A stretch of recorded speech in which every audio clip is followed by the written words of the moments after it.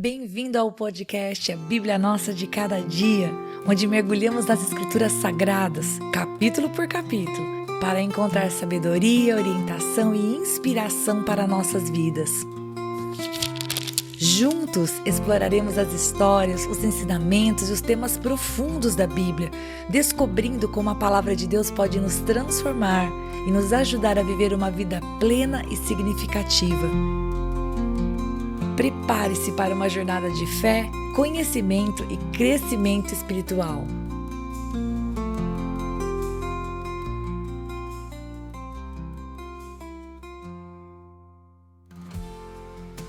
Hoje nós vamos falar sobre a instituição da Páscoa. Isso mesmo, Êxodo capítulo 12, como tudo começou. Então vamos lá.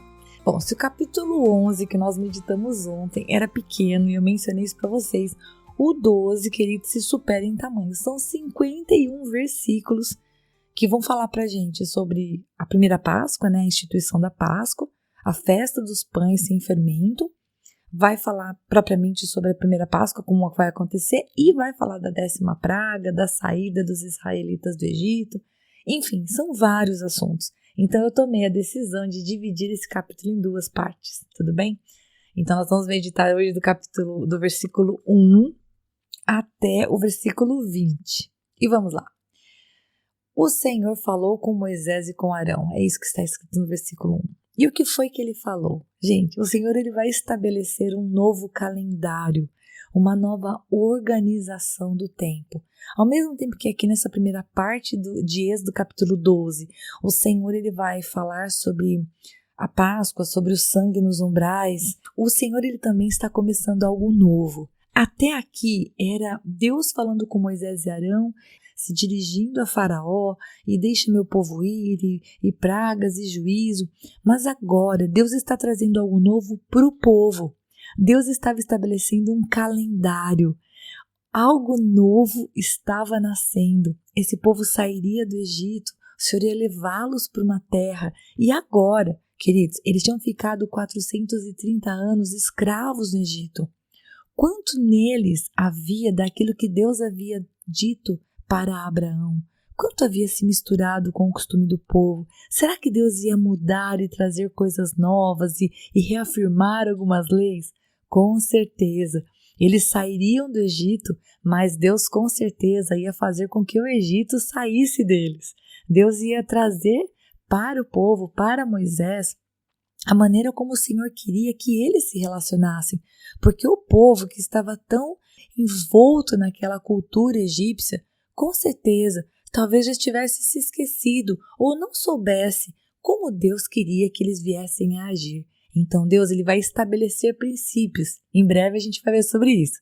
Mas aqui então, o Senhor, no versículo 2, estabelece um novo calendário, uma nova organização do tempo. E aquele mês em que eles estavam, o Senhor diz, esse vai ser o primeiro mês do ano. Esse era chamado pelo povo cananeu de Abib, era chamado mês de Abib, que significa espiga. E por que tinha esse nome? Porque os cereais estavam na espiga. Mais tarde ele foi chamado de Nissan, que é o seu nome babilônico, e se você quer uma referência sobre isso, vai lá em Neemias capítulo 2, verso 1. E então, aliás, se você quiser uma relação de meses, como originalmente eram, e também do nosso calendário, me fala que eu fixo nos comentários essa relação. Porque para nós, né, Nissan, para eles, seria para nós ali entre os meses de março e abril. Muito bem, então no versículo 3 vai ser dito para nós que no dia 10 daquele mês, cada um deveria tomar um cordeiro, cada família seria um cordeiro para cada família. Agora, se a família fosse pequena, a Bíblia vai dizer no versículo 4 que não deveriam juntar as famílias. Então o chefe da casa, e eu acho muito interessante essa fala no versículo 4, diz que o chefe da casa deveria então convidar um vizinho mais próximo. Eu chamo a atenção para duas coisas. Primeiro, Moisés se referir, sendo usado como boca de Deus, que o chefe da casa tomaria essa iniciativa. Era ele que iria fazer esse convite. Era uma coisa honrosa e que cabia ao cabeça da casa não falar dessa maneira. O chefe iria convidar quem? O seu vizinho mais próximo. Eles iam fazer um junta e eles iriam então comer essa refeição junto. Agora, no versículo 5 nós vamos ver quais eram as qualificações do cordeiro, porque sim, Deus determina o dia que eles deveriam tomar esse cordeiro, observá-lo até o dia 14 e até mesmo a maneira como ele seria escolhido era importante. Então no versículo 5 diz que o cordeiro deveria ser sem defeito, ele deveria ser macho, deveria ter 1 ano e podia ser também um cabrito. E quando eu vi aqui esse cordeiro sem defeito, sabe o que eu me lembrei? Eu me lembrei da palavra de Deus. Jesus é chamado de Cordeiro de Deus, que tira o pecado do mundo.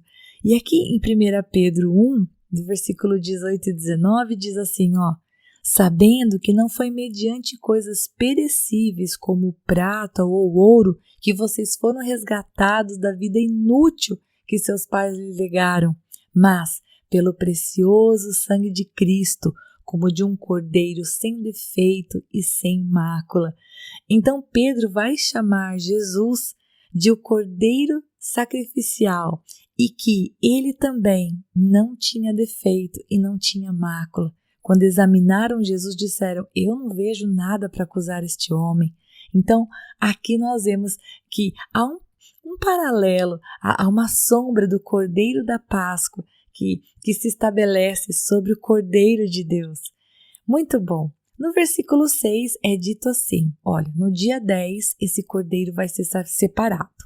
E no dia 14 desse mesmo mês, lá no crepúsculo da tarde, ele então deveria ser morto.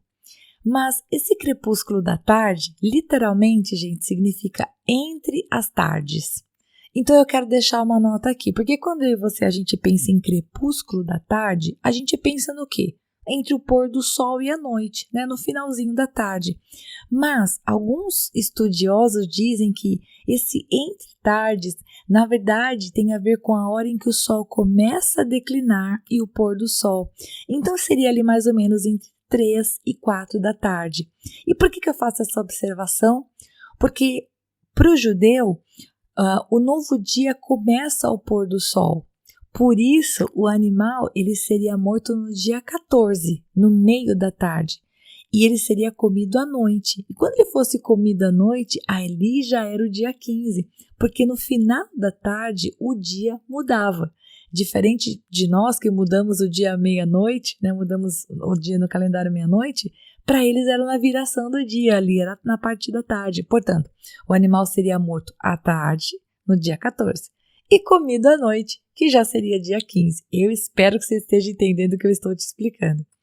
Então, no início do 15º dia, eles comeriam, e nesse dia, nós vamos descobrir isso, eles seriam livres do Egito. Muito bom, o versículo 7 vai dizer que após matar o animal, um pouco de sangue deveria ser passado nas 2 ombreiras e na viga superior da porta, nas casas onde eles iriam comer. Então Deus estava ali dando para Moisés uma direção que ele deveria dar para o povo, ou seja, as portas da casa, a entrada, deveriam receber aquele sangue do animal. E o que esse sangue traria? Vamos continuar meditando e vamos continuar descobrindo. No versículo 8 vai dizer que o alimento dessa ceia, o que eles iriam comer, seria o quê? Seria a carne assada no fogo, os pães sem fermento. E por que pães fermentos? Esses pães asmos falava da pressa do povo em sair do Egito, porque sim, eles seriam libertos, eles teriam que sair às pressas. E também ervas amargas, muito provavelmente ali as folhas verdes, né? Uma das minhas bíblias de estudo sugeriu, né, algo como a chicória, como a endívia. E as ervas amargas, elas, vamos dizer assim, elas estão ali associadas, né, aos pecados passados, à opressão que o povo havia sofrido por parte do Egito. E poderia simbolizar naquele momento também, queridos, que era aquilo que eles iam pegar ali às pressas, né? Eles iriam comer o que tinha, exatamente isso. E no versículo 9 vai dizer que nada deveria estar cru, nem cozido com água, tudo assado, tudo, cabeças, pernas, as vísceras, tudo assado. E nada deveria ser deixado até pela manhã, ou seja, seria uma celebração em que eles iriam comer e o que sobrasse deveria ser queimado. Agora, o versículo 11 vai dizer algo interessante. Qual que era o modo de comer? Eles estavam para sair às pressas do Egito. Então o Senhor diz assim, eles deveriam comer prontos para viajar, com as sandálias nos pés e o cajado na mão. Pronto. Deveriam comer depressa. Por quê? Porque era a Páscoa do Senhor. E o Cordeiro da Páscoa, queridos, se parece com o Cordeiro de Deus. Eu separei alguns textos aqui que eu quero ler para você. João 1,29 fala assim, no dia seguinte, vendo que Jesus vinha em sua direção, João Batista, gente, ele diz, eis o Cordeiro de Deus que tira o pecado do mundo. Porque o sangue deste cordeiro que seria aplicado nas portas traria para o povo livramento. Os primogênitos deles não seriam mortos, como a gente falou no capítulo passado. Por quê? Porque o sangue do cordeiro aplicado nas portas traria salvação, traria livramento. E aqui João chama Jesus de Cordeiro de Deus. Por quê? Porque ele foi entregue para morrer também, assim como o cordeiro era morto na Páscoa. E o sangue do cordeiro que foi morto na Páscoa, ali, pela orientação que Moisés recebeu e entregou aos filhos de Israel, esse sangue traria libertação, traria salvação, assim como o sangue do Cordeiro de Deus nos trouxe um novo e vivo caminho, nos trouxe uma nova aliança, nos trouxe salvação, nos trouxe remissão dos nossos pecados. Agora, 1 Coríntios 5,7 fala assim, joguem fora o velho fermento, para que vocês sejam nova massa, como de fato já são, sem fermento. Pois também Cristo, nosso Cordeiro Pascal, foi sacrificado. Então o apóstolo Paulo chama Jesus, o Cristo, de Cordeiro Pascal. Ele foi sacrificado, ele morreu. Jesus morreu pelo meu pecado e pelo teu. E nós fomos livres do pecado. Antes de ontem, eu ouvi uma coisa muito interessante da minha filha mais velha. Nós estávamos fazendo um pouco de trabalho de casa aqui juntas. E daí ela disse para mim assim, mãe, a vida é injusta. Aí eu olhei para ela e eu já estava pronta para começar a fazer o discurso para ela de que, como assim, olha quantas bênçãos, quantos privilégios você tem, bababá. Eu estava preparada para começar a falar e ela disse assim, porque se a vida fosse justa, eu e você teríamos que morrer na cruz por causa do nosso pecado. Ela é injusta porque Jesus morreu por nós na cruz. E eu fiquei parada olhando para ela e perguntei, filha, onde você escutou isso? E ela me disse que escutou isso em uma pregação. E eu fiquei muito feliz por ela ter dito isso, porque é verdade. Se fosse justo, eu e você teríamos que morrer pelo nosso pecado. Nós não teríamos condição de nos aproximar de Deus.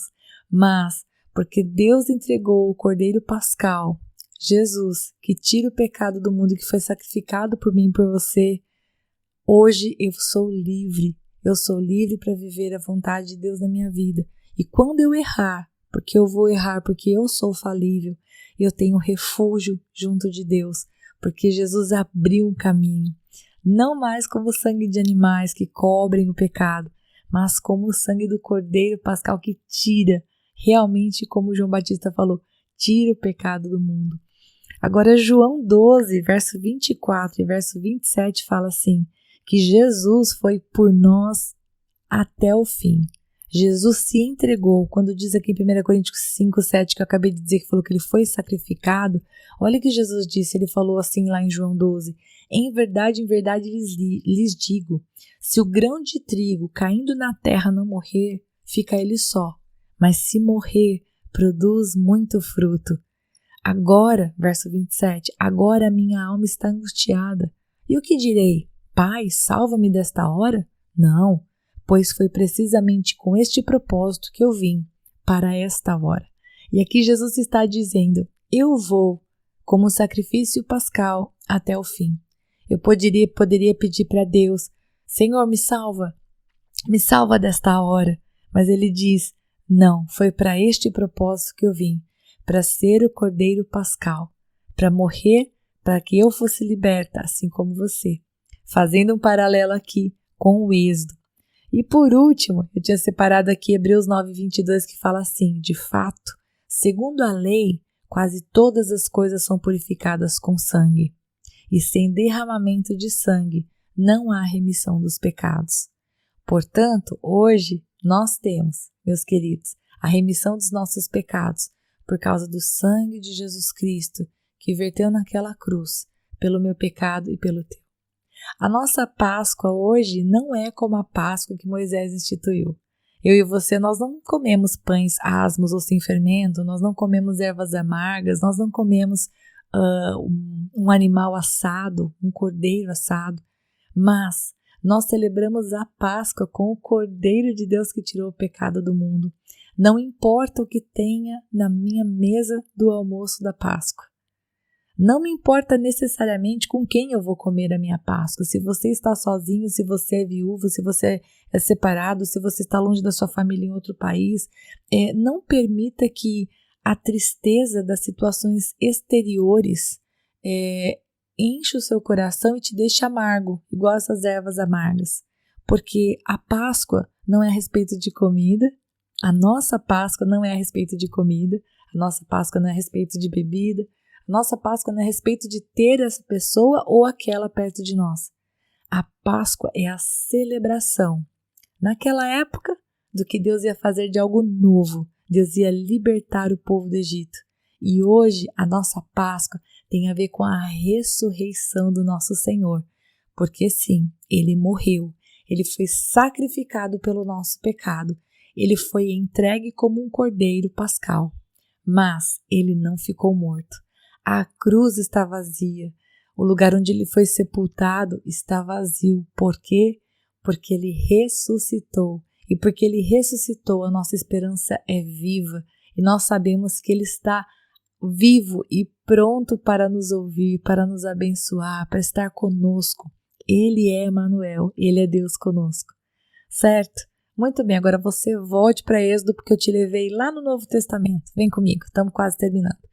E no versículo 12, então, o Senhor diz assim, que naquela noite da Páscoa, o Senhor passaria na terra do Egito e mataria da terra do Egito todos os primogênitos, tanto os homens quanto os animais. Ele ia executar juízo sobre todos e, inclusive, queridos, aqui explicitamente, sobre os deuses do Egito.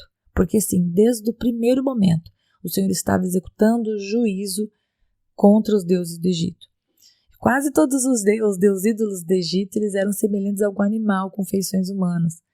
Enfim, bom, o sangue ele seria então um sinal para indicar o quê? Para indicar as casas em que os filhos de Israel se encontravam. Eles estariam comendo ali dentro e o sangue na porta, eles estariam protegidos. Quando o Senhor visse o sangue, o Senhor disse que ele passaria sobre as casas. Isso é a Páscoa, Passover. Essa é a Páscoa, ele ia passar sobre as casas e não haveria lá praga destruidora, ou seja, ninguém morreria. E Deus diz que aquilo ia servir como um memorial. A Páscoa deveria servir como memorial, ou seja, um marco a ser lembrado. Deus disse que eles deveriam celebrar essa festa ao Senhor. Quando? De geração em geração. Por quanto tempo? Como um estatuto perpétuo. Aliás, se você vai lá em Lucas capítulo 22, do versículo 14 ao versículo 20, nós vemos Jesus celebrando a Páscoa. E ele ali come do pão e bebe do vinho e celebra com eles e fala da nova aliança. Lucas 22, verso 14 fala assim: chegada a hora, Jesus se pôs à mesa e os apóstolos estavam com ele. Então Jesus lhes disse: tenho desejado ansiosamente comer essa Páscoa com vocês antes do meu sofrimento, pois eu lhes digo que nunca mais a comerei até que ela se cumpra no reino de Deus.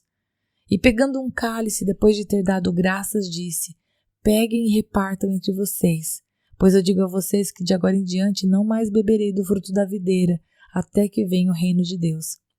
E pegando um pão, tendo dado graças, o partiu e lhes deu, dizendo: isto é o meu corpo, que é dado por vocês, façam isto em memória de mim. Do mesmo modo, depois da ceia, pegou o cálice, dizendo: este cálice é a nova aliança no meu sangue, derramado por vocês. E aqui, ele então toma a ceia com seus discípulos e nessa mesma noite ele vai ser pego e nós já sabemos o restante da história. E a partir do versículo 15, nós já estamos mesmo terminando, porque chegamos no versículo 20, é somente até ele que nós vamos meditar. Deus determina que eles deveriam comer pão sem fermento por 7 dias. O sem fermento, queridos, poderia significar e simbolizava sim a pressa com que eles saíram do Egito. Mas, posteriormente, o fermento ele também foi visto como um símbolo de corrupção, porque o fermento ele vai levedando a massa, né? Ele vai se espalhando, assim como o pecado se ele não é parado. Inclusive lá em Levíticos 2:11, fala que nenhuma oferta de cereais deveria ter fermento, né? Não deveria ser queimado, né, essa oferta ao Senhor. E 1 Coríntios 5, 7, 8 fala que é para jogar. Paulo fala assim, joguem fora o velho fermento para que vocês sejam nova massa, como de fato já são, sem fermento. Poxa, Paulo está chamando as pessoas de massa nova sem fermento. O que significa esse sem fermento? Sem o pecado. E ele continua, pois também Cristo, nosso Cordeiro Pascal, foi sacrificado. Por isso celebremos a festa não com o velho fermento, nem com o fermento do mal e da maldade, mas com o pão sem fermento, o pão da sinceridade e da verdade. E essa festa durava então 7 dias. E no primeiro e no último dia, eles teriam santa convocação. E o Senhor fala que nesses dias eles não deveriam fazer nenhum trabalho, a não ser o que se referisse à preparação da comida. E queridos, eu achei ótimo. Deus já começava falando para eles, chega de escravidão, vocês vão celebrar a festa. E quando vocês celebrarem festa, nada de trabalhar. O único trabalho que vocês vão ter que fazer é o trabalho para cozinhar. O resto, não. É santa convocação. Amei. Deus estava tirando eles realmente da escravidão e trazendo para eles uma festa, uma celebração e, inclusive, descanso, porque todo mundo merece descanso. E então, no versículo 17, Deus determina que eles deveriam guardar esse dia, pois nesse mesmo dia Deus tinha tirado eles, né, e os exércitos dele da terra do Egito. Então, assim como a festa da Páscoa, Deus diz que eles deveriam guardar como que de geração em geração, como estatuto perpétuo. E eles deveriam comer esses pães sem fermento, queridos, desde o dia 14 do primeiro mês à tarde, né? 14 do primeiro mês à tarde, até a tarde do dia 21 do mesmo mês. E por 7 dias eles deveriam comer sem fermento, e quem desobedecesse, agora vem, gente, quem desobedecesse deveria ser eliminado do povo de Israel. Aí você pensa assim, nossa, Rita, mas que duro, que drástico. Não, queridos, com Deus o risco é reto, não tem essa coisa. O Senhor falou, colocou a regra, explicou, então aquele que não cumprisse seria eliminado do povo. Não era obrigado a ficar, porque ficar, você vai ficar, obedece. E ele fala, tanto o estrangeiro como o natural da terra. Ou seja, se alguém que não é do povo quisesse participar, ok, teriam condições, a gente vai ver sobre isso amanhã, mas sim, poderia participar. E então, finalizo aqui no versículo 20 dizendo que sim, apenas pães sem fermento deveriam ser comidos. Quem será que ficou comigo até o final desse podcast? Olha, gostaria de saber, porque eu sei que ele ficou mais longo do que eu imaginava. Mas eu preciso aplicar isso para as nossas vidas. Eu fico pensando que Deus traz coisas novas. O povo orou, o povo clamou, Deus trabalhou em favor do povo e Deus trouxe coisas novas. Mas para viver o novo de Deus, o povo ia precisar fazer as coisas à maneira de Deus. É por isso que quando eles estão perto de sair, né, assim, na beiradinha de sair, livres do Egito, o Senhor já começa a colocar para eles combinados. E o primeiro combinado foi lindo, foi a respeito de uma festa. Mas Deus vai dizer, olha, a comida é assim, o horário para fazer isso é assado, o dia é tal dia, e você vai comer dessa maneira. Isso me mostra que Deus é bem organizado e eu gosto muito disso. Deus é muito organizado, Deus é muito preciso, Ele conhece o dia, Ele conhece a hora, Ele conhece o mês, Ele sabe do amanhã. Então, nós podemos descansar nesse Deus maravilhoso que não atrasa nenhum dia. O nosso Deus não atrasa 1 minuto. O tempo que Ele determina para acontecer as coisas é preciso. E nós podemos descansar nisso. Orar, pedir, interceder, mas saber que Deus nunca está atrasado. E que quando Ele está perto de trazer coisas novas, é hora de obedecer. Às vezes, quando estamos orando muito por uma coisa, ficamos tão afoitos em pedir algo para Deus, que a gente esquece de olhar para a nossa própria vida. E saber se estamos obedecendo o Senhor. Não para merecer a bênção, não é isso que eu estou falando não, queridos. Mas exatamente para não estragar a bênção. Que a gente corre o risco de receber algo de Deus e estragar tudo, porque não está cheio da presença dEle. Então eu paro por aqui. Você pensou em alguma coisa diferente da palavra de Deus? Se você pensou, escreve para mim nos comentários. Vai ser um prazer ouvir, ler aquilo que você pensou aí de diferente. Deus abençoe muito você em nome de Jesus.